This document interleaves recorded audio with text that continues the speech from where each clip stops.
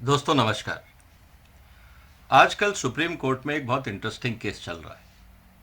राहुल गांधी का जो defamation case है, जिसमें उनको 2 साल की सजा हुई है, जिसके कारण उनकी लोकसभा सदस्यता भी गई।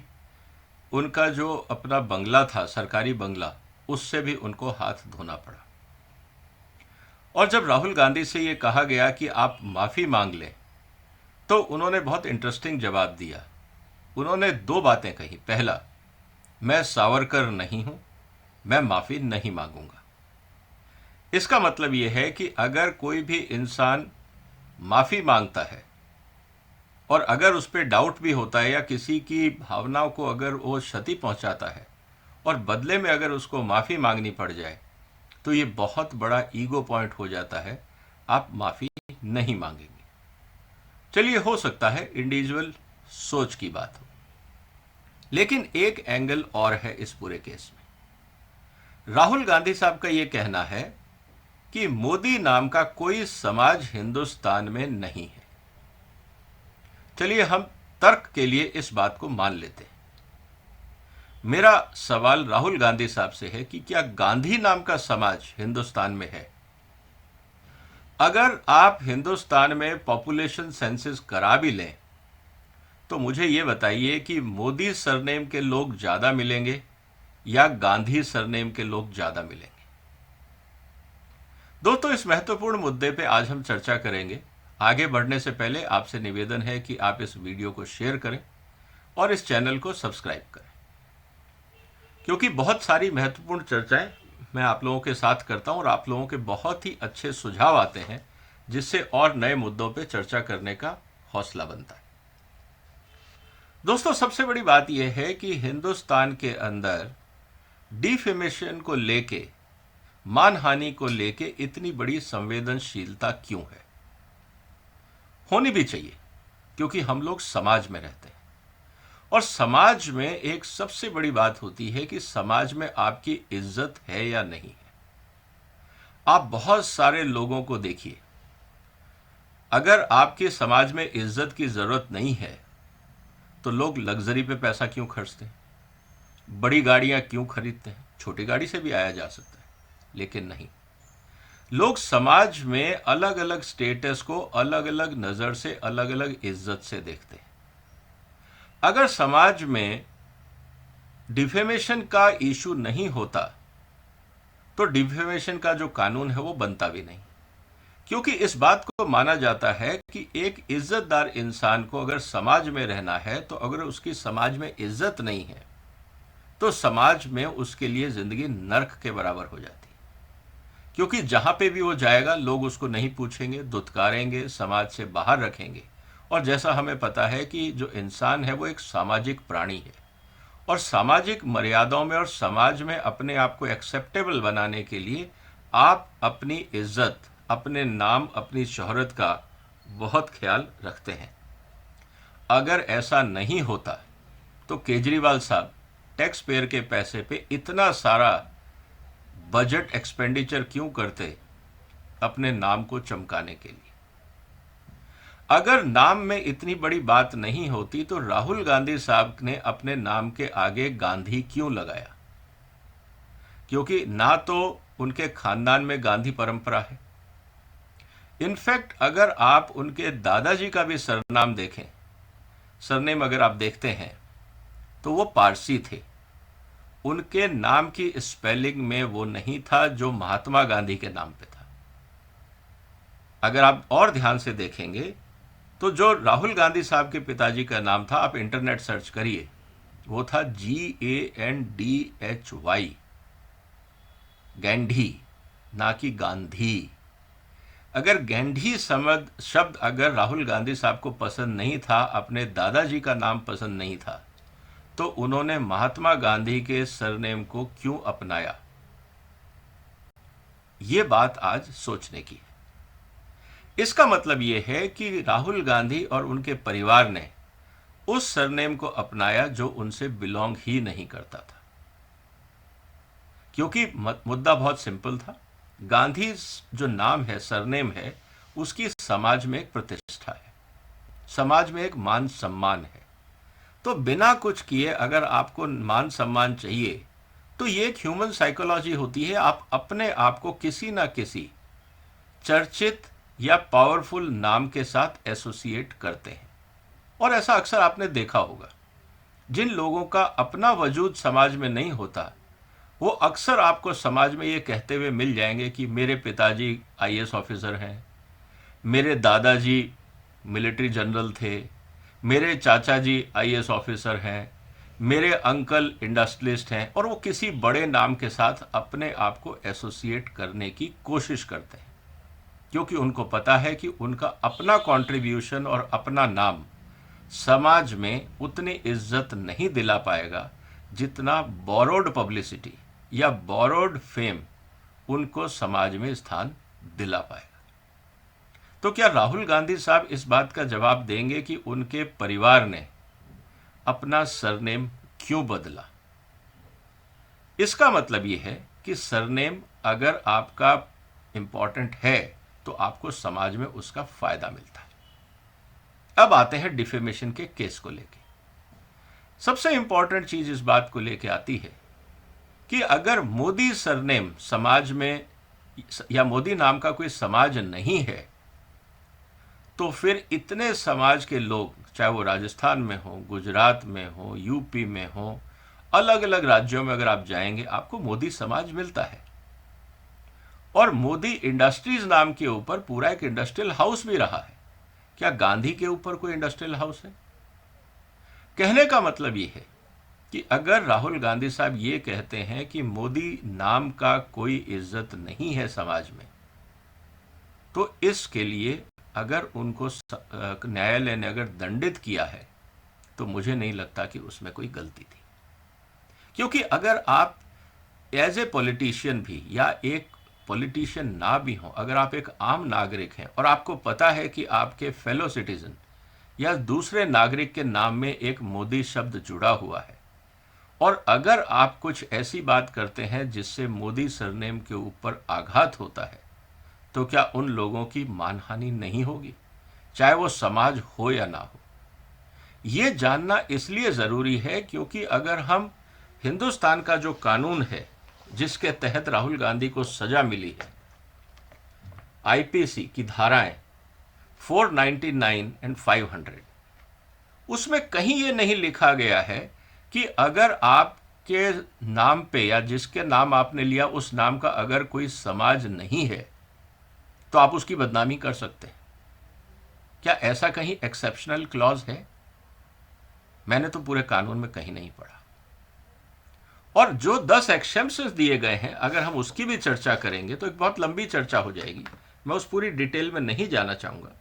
लेकिन सवाल इस बात का है कि अगर आप किसी भी रूप में समाज में किसी भी व्यक्ति की निंदा करते हैं और उससे उसकी मानहानि होती है, तो निश्चित रूप से जो गुनहगार है उसको उसका जवाब देना चाहिए।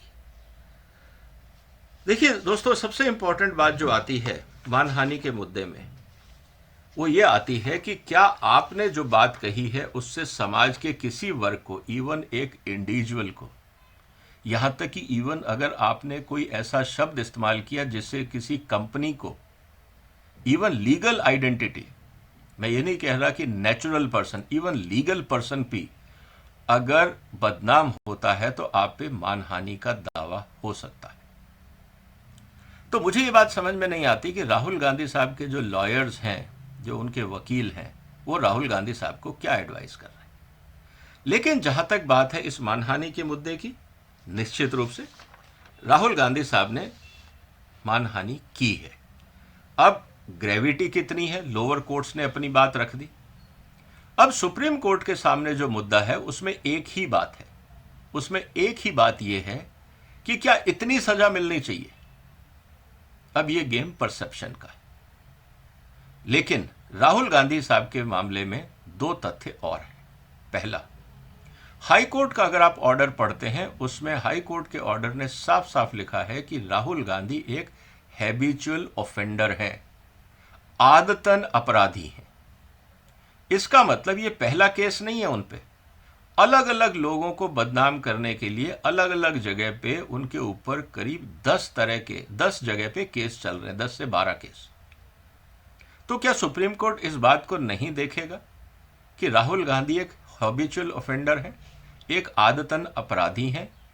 और अगर हाई कोर्ट ये मानता है और उनके खिलाफ डॉक्यूमेंट्री एविडेंसेस हैं राहुल गांधी के खिलाफ, क्योंकि जितने भी केस हुए हैं वो सब कोर्ट्स में चल रहे हैं, सबकी केस फाइलें होंगी, केस नंबर होंगे, ये ऑफिशियल रिकॉर्ड है, इसको कोई डिनाई नहीं कर सकता।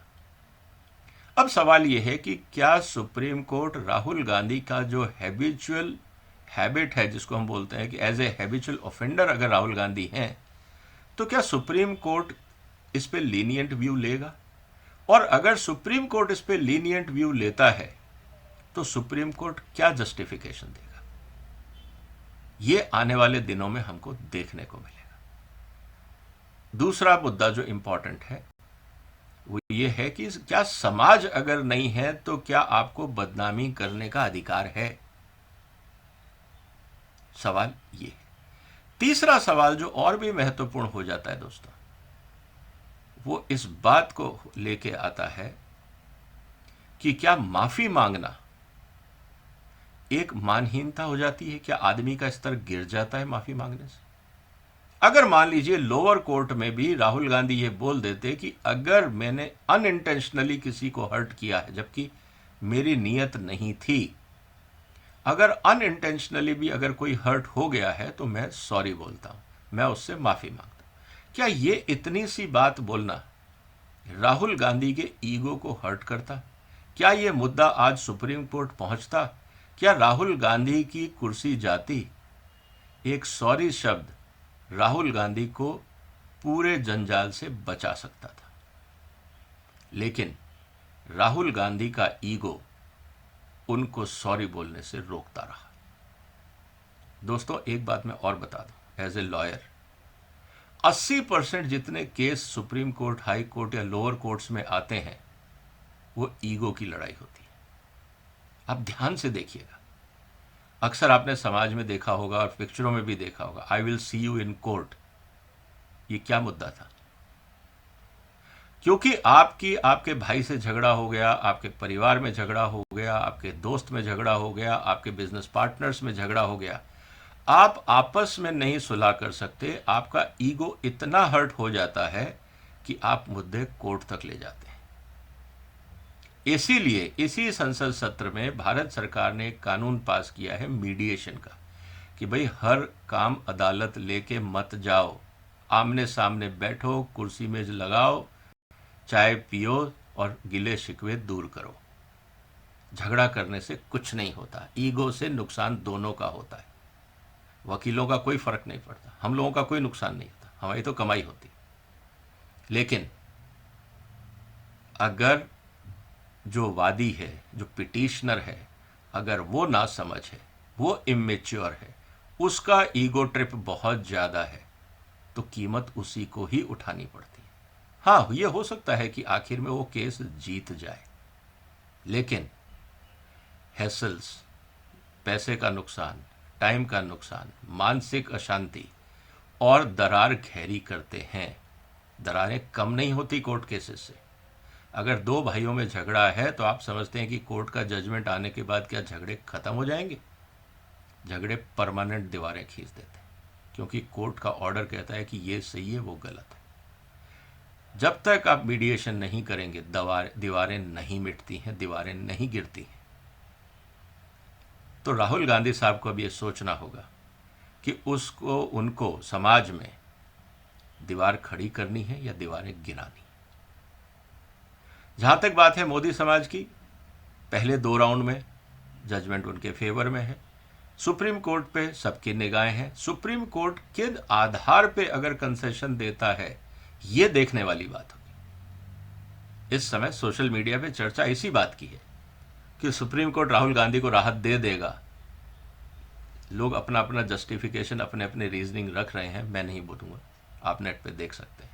लेकिन इस बात को समझना होगा कि राहुल गांधी साहब अपनी समस्या खुद लेके खड़े हो, और अगर मोदी नाम का समाज नहीं है तो क्या गांधी नाम का समाज है? आप इंटरनेट पे जाइए, सर्च करिए और ये देखिए कि मोदी नाम से पॉपुलेशन में कितने परसेंट लोग हैं, गांधी नाम से कितने परसेंट लोग हैं, और राहुल गांधी साहब का असली सरनेम की स्पेलिंग क्या है। क्या राहुल गांधी साहब ने स्पेलिंग सही लिखी है या गलत लिखी है, और अगर गलत लिखी है तो क्यों लिखी? ये जिम्मेवारी मैं आपको देता हूं। इंटरनेट पे जाएं, सर्च करें, बहुत कुछ सीखने को मिलेगा।